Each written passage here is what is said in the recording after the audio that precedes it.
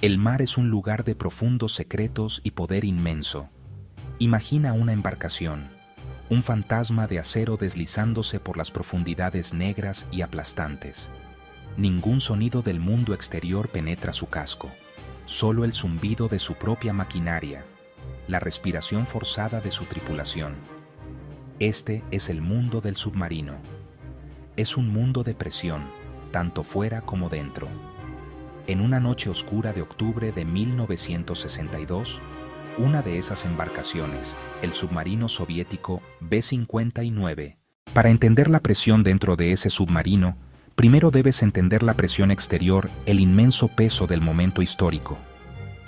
El año era 1962, la Guerra Fría no era simplemente fría, estaba congelada en un estado de tensión perpetua y aterradora. Estados Unidos, la Unión Soviética, dos superpotencias con ideologías fundamentalmente opuestas, se alzaban como gladiadores globales, cada uno armado con suficiente poder nuclear para aniquilar al otro y al resto del mundo. Muchas veces. La doctrina de la destrucción mutua asegurada, o MAD, era lo único que mantenía la paz, una tregua frágil basada en la promesa de una aniquilación total y compartida. La isla de Cuba, una pequeña nación a solo 90 millas de la costa de Florida, se había convertido en el escenario improbable de este drama global. El viaje del B-59 fue un descenso al infierno. Durante semanas, el submarino había estado sumergido, funcionando con baterías defectuosas, suministros de aire menguantes. El calor dentro de la nave era opresivo, con temperaturas que superaban con creces los 37 grados Celsius. La tripulación racionaba un vaso de agua al día. Sus cuerpos agotados, sus mentes agotadas por la deshidratación y el cansancio. La comunicación con Moscú se había perdido. Estaban ciegos y sordos al mundo de arriba, dejados a imaginar lo peor. Y lo peor era fácil de imaginar cuando los sonidos de la superficie eran las explosiones discordantes. La flota naval estadounidense, una fuerza masiva de destructores y portaaviones, los estaba cazando sin descanso. Pausa. En la estrecha sala de control del B-59, la tensión ya no era un zumbido silencioso, era una fuerza palpable y ensordecedora. El capitán Savitsky, con el rostro cubierto de sudor, los ojos muy abiertos por una mezcla de miedo y furia, dio la orden. Declaró que la guerra había comenzado y que lucharían hasta el final, pero que se llevarían al enemigo con ellos. Ordenó a la tripulación que preparara el torpedo nuclear para su lanzamiento. El oficial político asignado al submarino, Iván Maslenikov, un hombre cuyo trabajo era asegurar la lealtad al partido, estuvo de acuerdo de inmediato. La presión, las explosiones, la creencia de que estaban bajo ataque, todo apuntaba a una conclusión lógica y terrible. Sin embargo, la Armada Soviética tenía un protocolo para un momento así. El lanzamiento de un torpedo nuclear requería el consentimiento unánime de 3 oficiales superiores a bordo. Vasily Arkhipov no gritó, no entró en pánico. Frente a las acaloradas demandas del capitán Savitsky y el miedo palpable que se apoderaba de la sala de control, él permaneció como un pilar de calma. Escuchó pacientemente mientras el capitán argumentaba que estaban bajo ataque. Reconoció el peligro en el que se encontraban, el estrés al que todos estaban sometidos. Pero luego habló. Su voz no era fuerte, pero era firme. Era la voz de un hombre que se negaba a ser arrastrado por la marea del miedo.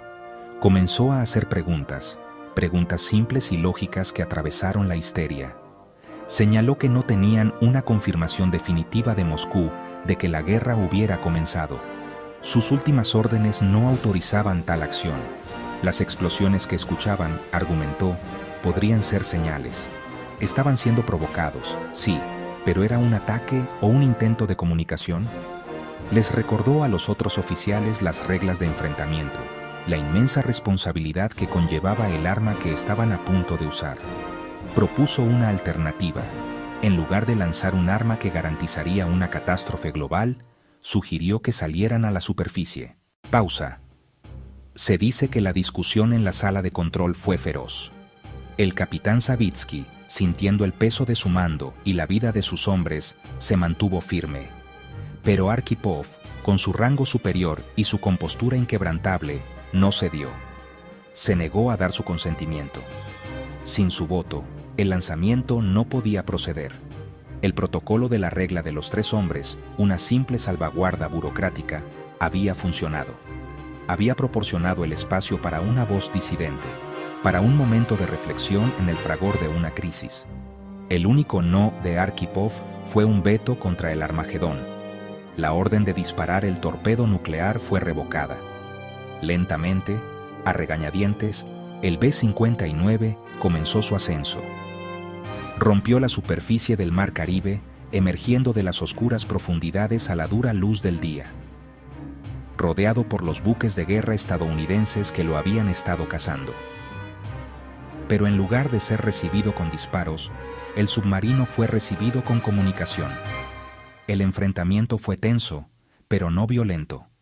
La crisis inmediata había pasado. La tripulación del B-59 finalmente contactó con otras fuerzas soviéticas y supo la verdad. No había guerra. El submarino recibió la orden de dar la vuelta y regresar a la Unión Soviética.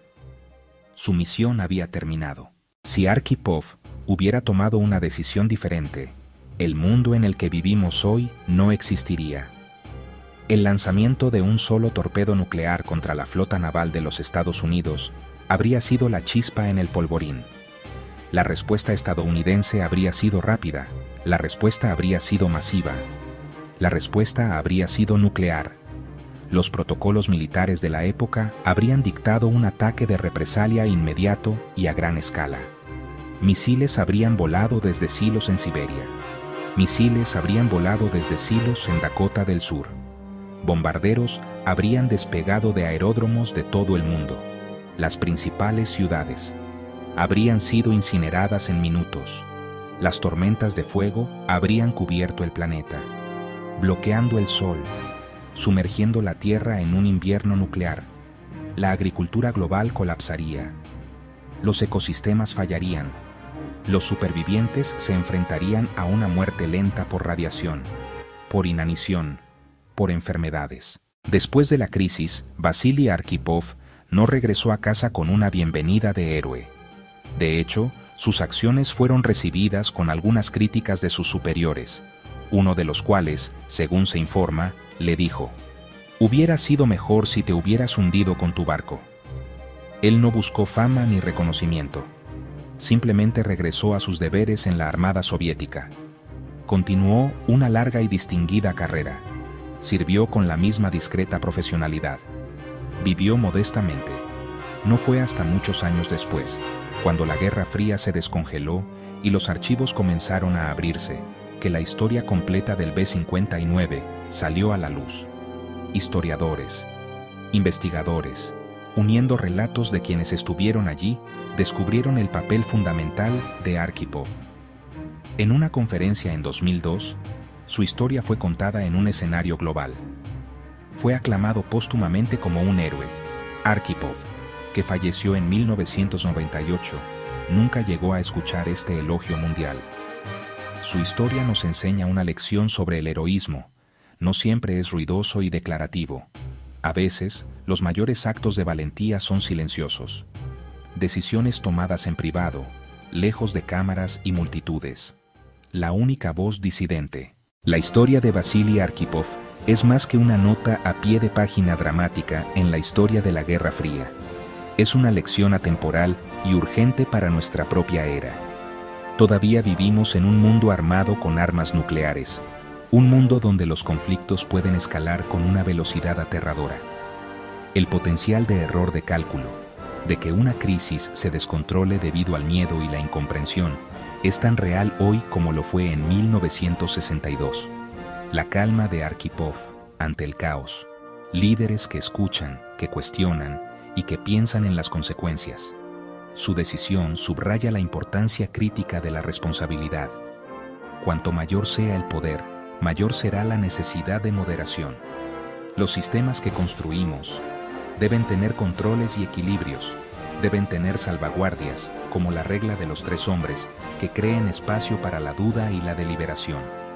Imaginen ese submarino, no como un arma de guerra, sino como un crisol del carácter humano. En ese espacio oscuro y presurizado, la humanidad fue puesta a prueba, y ese día no falló. El B-59 se alejó del abismo y navegó hacia el horizonte. El sol salió sobre un mundo al que se le había dado una segunda oportunidad. La razón puede prevalecer sobre el miedo.